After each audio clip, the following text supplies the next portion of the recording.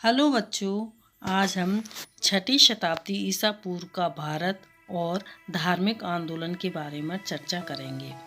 छठी शताब्दी ईसा पूर्व में छोटे छोटे जनपद बड़े राज्य बनने की होड़ में संघर्ष करते रहते थे। इससे प्रजा अपने को असुरक्षित महसूस करने लगी थी।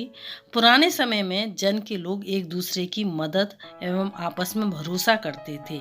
ऐसी बातें अब समाप्त हो चली थी। अब ज़्यादा से ज़्यादा पैसा कमाने के लालच में लोग एक दूसरे से झूठ बोलने लगे थे और एक दूसरे को ठगने व धोखा देने लगे थे। वैदिक काल के अंत तक धार्मिक क्रियाकलाप धीरे धीरे कठोर एवं खर्चीले होते गए। अब यज्ञों में पशुओं की बलि भी दी जाने लगी थी। चमत्कार और ढोंग ढकोसला का बोलबाला था। वेदों की संस्कृत भाषा जन सामान्य की समझ में नहीं आती थी। वर्ण व्यवस्था अब कठोर जाति व्यवस्था का रूप ले चुकी थी। पुरोहितों के द्वारा पूरे समाज को ऊंची तथा नीची जाति में विभाजित कर दिया गया।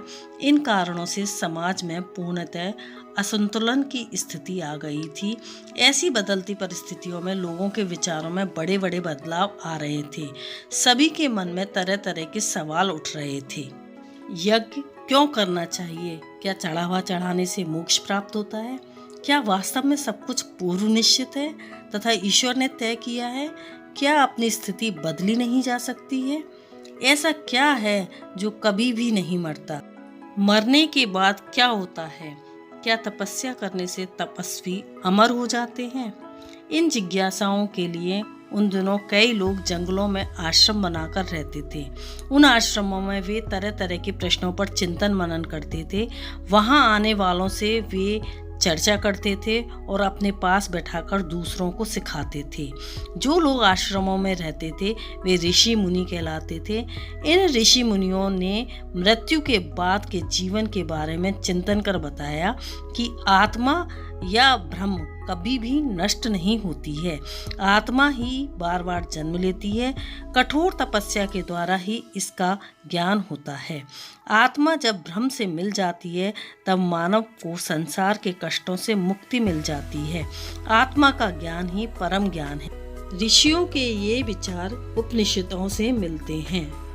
ऋषियों मुनियों के अलावा कुछ और लोग भी ज्ञान की खोज में लगे थे जो एक स्थान पर नहीं रहते थे। कई राजा भी इन ऋषियों की तरह चिंतन में आगे आए थे। वे घर त्याग कर गांव-गांव, जंगल-जंगल, शहर-शहर घूमते रहते थे।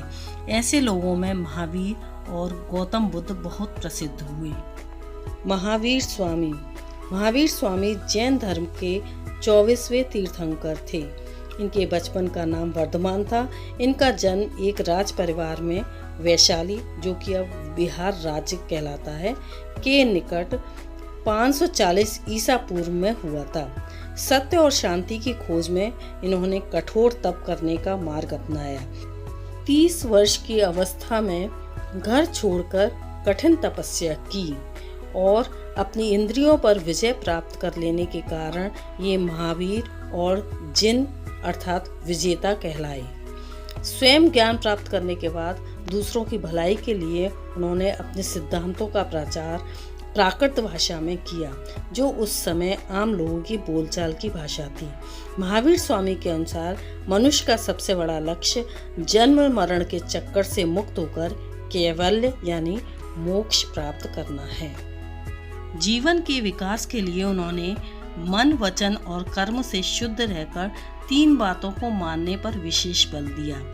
सही बातों में विश्वास, सही बातों को ठीक से समझना, उचित कर्म। जैन धर्म में इन्हें त्रिरत्न कहा जाता है। महावीर स्वामी ने अच्छे व्यवहार व आचरण के लिए 5 महाव्रतों का पालन करने के लिए कहा। ये महाव्रत हैं: जीवों को ना मारना, सच बोलना, चोरी ना करना, अनुचित धन ना जुटाना, इंद्रियों को वश में रखना। महावीर स्वामी के मोक्ष के लगभग 2 शताब्दियों बाद उनके जैन अनुयायी 2 संप्रदायों में बट गए: श्वेतांबर सफेद वस्त्र पहनने वाले और दिगंबर निर्वस्त्र रहने वाले। महात्मा बुद्ध। गौतम बुद्ध को महात्मा बुद्ध के नाम से जाना जाता है। महात्मा बुद्ध बौद्ध धर्म के संस्थापक थे। इनका जन्म ईसा से 563 वर्ष पूर्व नेपाल में कपिलवस्तु के निकट लुम्बिनी नामक स्थान में हुआ था। उनके पिता शुद्धोदन शाक्य गणराज्य के राजा थे। महात्मा बुद्ध के बचपन का नाम सिद्धार्थ था। सच्चे ज्ञान और शांति की खोज के लिए उन्होंने काफी दिनों तक कठिन तपस्या की, परंतु उनको इससे शारीरिक कष्ट ही हुआ और उन्होंने इस रास्ते को छोड़ दिया। वे बहुत दिनों बाद बिहार प्रांत के गया स्थान पर ऋषियों के साथ पहुंचे, जहां उन्हें ज्ञान प्राप्त हुआ। उन्होंने मध्यम मार्ग यानी बीच का रास्ता अपनाने की शिक्षा दी, जिसका अर्थ होता है ना तो विलासिता और ना तो अधिक कठोर तप। महात्मा बुद्ध ने 4 आर्य सत्य को माना है।